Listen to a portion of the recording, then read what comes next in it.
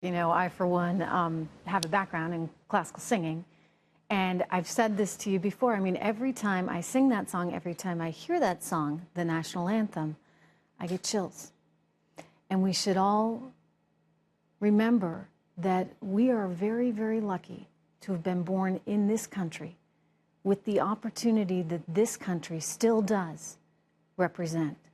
The national anthem is part of that. Anyway, joining me right now, former governor of Arkansas and a Fox News contributor, Governor Mike Huckabee. It's good to see you. Thank you, Trish. Great to be back. I know you're a musician too, so tell me, I mean, when you hear the national anthem and then you see all these players creating this ridiculous controversy on frankly, the football team's time and America's time, since they're tuning in, what goes through your head? Well, I just find it's an inappropriate venue. It's fine to protest. It's as American as is the flag. And protest is a part of who we are. It's one of the great things about this nation.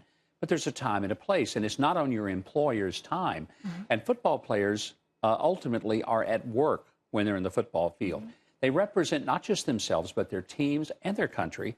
And I think that it doesn't hurt them for a few moments just to respect the flag, the military that gave it to them, and the freedom that lets them on Monday after their Sunday game go and say whatever they want to and protest to their heart's content. Yeah. And by all means, you know, if you want to take on those platforms, you can do it when you're maybe not on the field. Yeah.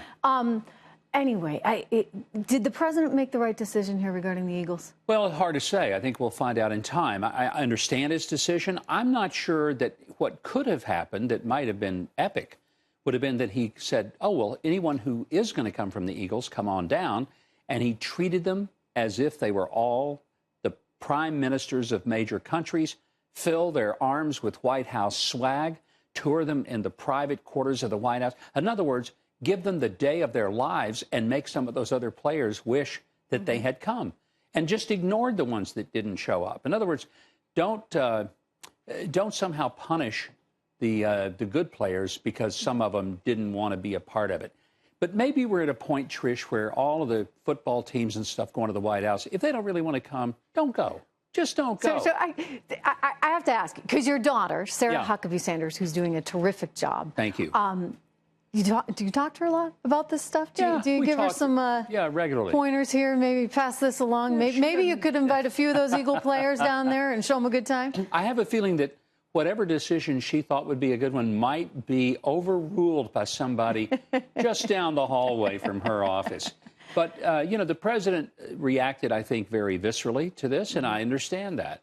I think it was disrespectful to the team to say, no, we're only going to send a few token players just to represent us, but not the whole team.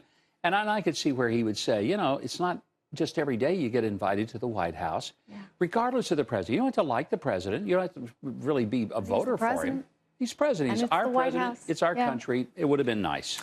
Since I have you here, and we got a big issue going on here on the trade front, and you have been really out in front of this issue. I give you credit for that, Governor, because from the early days when you were first out campaigning, you have made a point of saying that Americans have been shortchanged. We have. And it's because of some of these trade deals.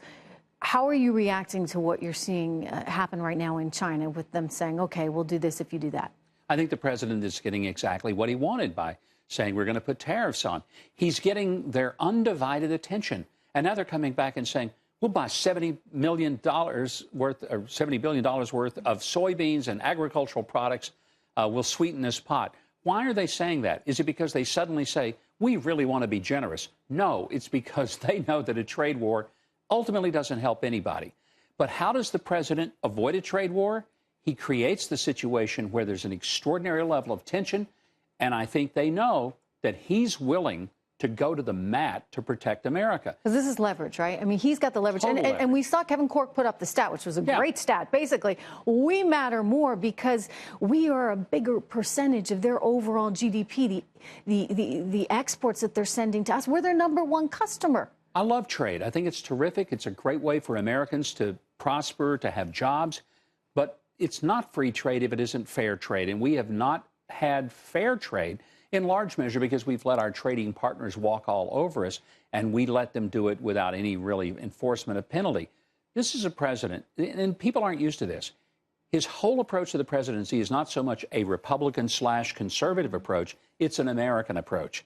His criteria is this good for the United States of America? And if it is, he's with it. If it isn't, he's against it. And if it defies all conventional wisdom, he says, I'm going to be an American president first and foremost. Listen, there's something very refreshing. Yeah, I was going to say, very refreshing about that. I mean, I think back to when he was first invited by Kim Jong-un in that invite, and he didn't consult anyone at State Department. Yeah. He just said, yeah, tell him I'll do it. Yeah, Which, by the way, is how a CEO would do something, right? A CEO is invited to take a certain meeting. Yeah, tell him I'll do it. Donald Trump is results-oriented. That's what he's focused on, is what is the result here? He's not a process guy. He's a product guy. So Congress is all about process. How do you do it? How do we get this done? How long can it take? And the bureaucrats are process people. Yeah. If you're an executive, you're a product person. Yes, and bottom line. When are we going to get it done? What are we going to get done? When's the product going to come off the assembly line? Hey, Governor, it's good to see you. Good to see you, Trish. So Great to be much. here. I appreciate it.